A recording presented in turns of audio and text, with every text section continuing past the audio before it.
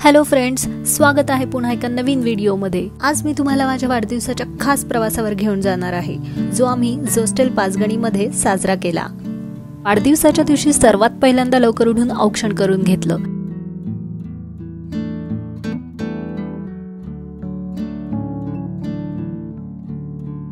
संकष्टी चतुर्थीचा दिवस होता, मग आम्ही जवळच्या सिद्धिविनायक मंदिरात गेलो आणि बाप्पाचं दर्शन घेतलं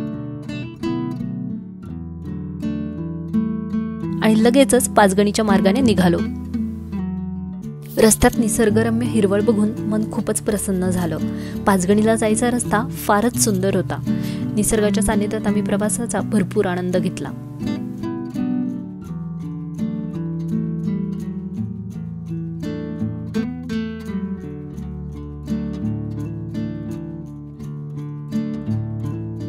साधारणपणे 2.5-3 तासात आम्ही पुण्याहून पाचगणी जोस्टेलला पोहोचलो। पाऊस चालूच होता, म्हणून स्टाफपैकी एका मेंबरने आम्हाला छत्री आणून दिली आणि गेटपासून रिसेप्शन एरियापर्यंत घेऊन गेला। आम्ही चेक इन फॉर्मॅलिटीज करून घेतल्या।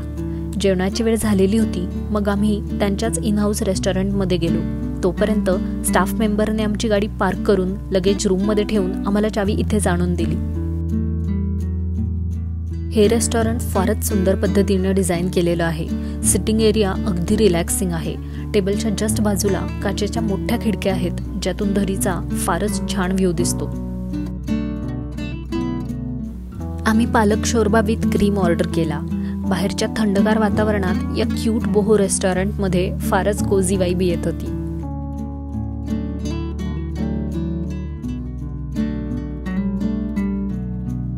मग आम्ही दुपारच्या जेवणात पनीर कढाई, बटर व्हीट रोटी आणि त्यापाठोपाठ तडकावाली दाल खिचडी घेतली। जेवण फारच चविष्ट होतं।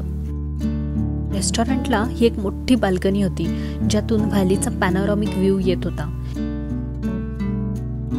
या ज्या स्क्वेअर रूम्स दिसत आहेत, यातली सगळ्यात कॉर्नरची जी रूम आहे ती आम्ही बुक केलेली होती। जेवण उरकून आम्ही प्रॉपर्टीचा परिसर बघायला निघालो।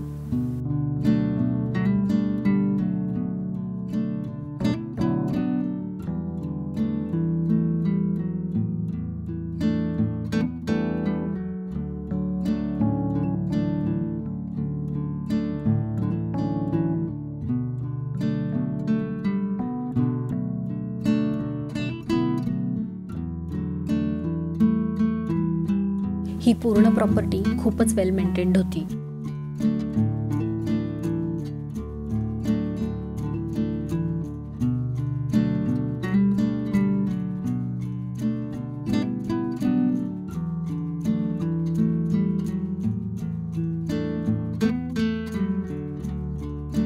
इथे वेगवेगळ्या प्रकारची शोची आणि फुलांची झाडे लावलेली होती।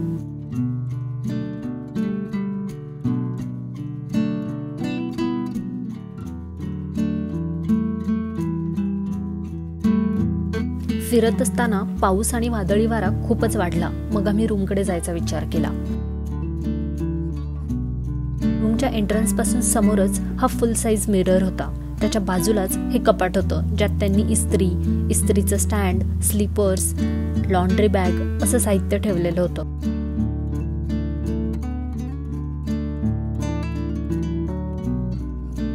या व्यतिरिक्त रूममध्ये छोटासा फ्रीज, प्लेट्स, स्पून्स असं साहित्य सुद्धा ठेवलेलं होतं। बाजूच्या टेबलवर काही स्नॅक्सचे आयटम्स ठेवलेले होते। रूम फारच एस्थेटिक होती। एक कॉर्नर क्रिएटिव्ह माइंड वापरून डिझाईन केलेला होता। वॉशरूम देखील बरंच स्पेशियस होतं आणि त्यात dental kit, body wash, shampoo, conditioner अशा सर्व वस्तू अवेलेबल होत्या। वॉशरूममध्ये इंडोर आणि ओपन एअर असे 2 प्रकारचे शॉवर एरियाज होते। आणि आता या रूमचे सर्वात खास असं अट्रॅक्शन म्हणजे ही बाल्कनी आणि यातून दिसणारा व्ह्यू।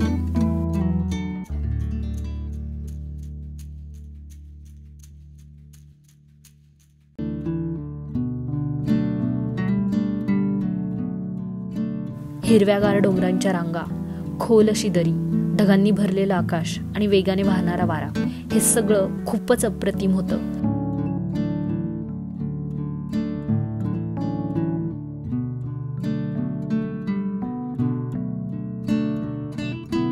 बाल्कनीमध्ये टेबल, चेअर आणि इथे रिलॅक्स करायला हा हॅमॉक हे दिलेला होता, ज्यातून दरीच्या वरती एखाद्या झोक्यात बसल्यासारखा फील येत होता. थोड्याच वेळात धुक्याची पूर्ण चादर पसरली.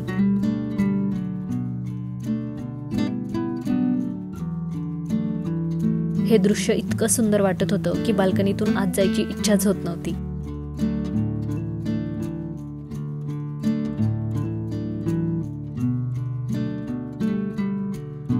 आम्ही खूप वेळ बाहेरच घालवला आणि बर्थडे सेलिब्रेशन सुद्धा इथेच केलं.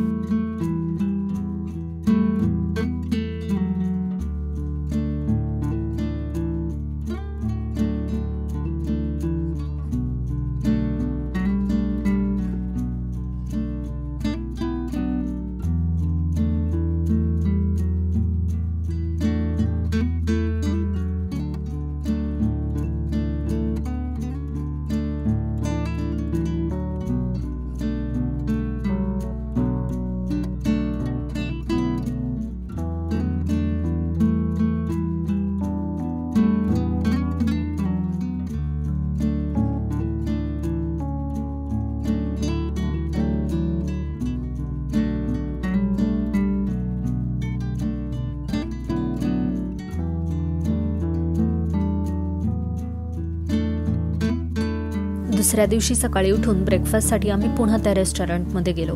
बाहेर मुसळधार पाऊस पडत होता. आम्ही हेवी ब्रेकफास्ट करून घेतला.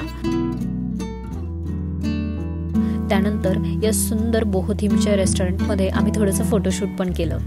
मग रेस्टॉरंटच्या बाहेरील बाल्कनीत फेरफटका मारून व्हॅलीचा मस्त नजारा बघितला.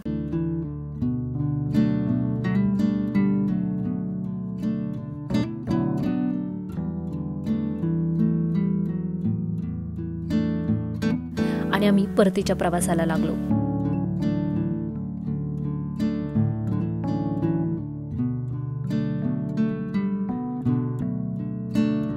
रिटर्न जात असताना आम्ही वाईमधल्या मॅप्रो गार्डनला थांबलो. वाईमधल्या या मॅप्रो गार्डनला आम्ही प्रथमच आलो होतो. इतर मॅप्रो गार्डन्स प्रमाणे हेही मॅप्रो गार्डन फारच वेल मेंटेन्ड होतं. इथे आम्ही थोडीशी शॉपिंग सुद्धा केली आणि निघालो. रस्त्यात एका दुकानातून आम्ही थोडी स्ट्रॉबेरी बर्फी घेतली आणि या गोड आठवणींसह आम्ही घरी आलो. माझा बर्थडे व्लॉग आवडला असल्यास लाईक करा आणि चॅनलला सबस्क्राईब करा. पुन्हा भेटू नवीन ठिकाणी नवीन व्हिडिओमध्ये. तोपर्यंत बाय बाय, टेक केअर.